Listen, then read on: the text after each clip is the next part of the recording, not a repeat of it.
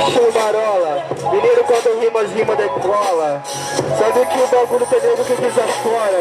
Eu tô ligado, eu passo a minha bola.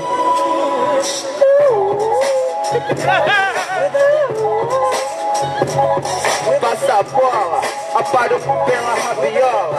Aqui não tem pipiu e nem frajola. Fazendo a rima que sempre revigora. Eu passo a bola, e é agora. Passa a bola, viu a cria da nova escola com o senso da velha escola. Então não fico de marola, porque a gente desenrola e sai da degola. E desse jeito que como no camisa 10 eu passo.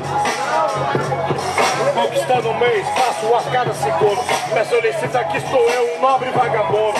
Mas o louco como diz o pediu sai pra dominar o mundo. Fazer o que se meu ritmo pra muitos é meio imundo. Ritmo imundo não é.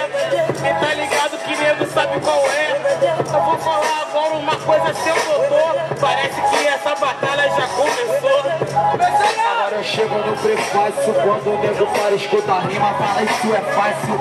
Mas não é bem assim, tem que chegar, tem que colar, tem que representar com os amigos, poder rimar. O bagulho é doido, já foi 4x4, eu passo a bola porque agora colou um pouco mais é fácil.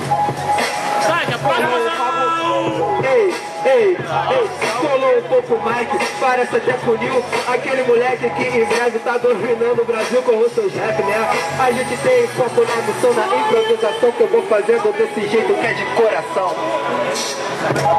Tá vendo o que? Eu vou ouvir o seu verso. Você domina o mundo, eu domino o universo.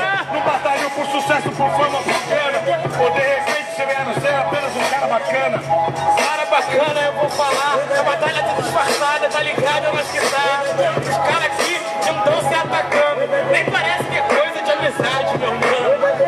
Isso aqui não é batalha, muito menos um empate. Os amigos tão rimando, atacando com classe. Um pro lado, outro pro outro, deixando o clima aqui muito louco, tá ligado? Deixa os amigos tortos. Deixa os amigos tortos não. Na improvisação, o bumbo bate na batida desse coração, como se fosse o bumbo slap. Desse jeito que vou rimando, traz na mente muito leque. Ei!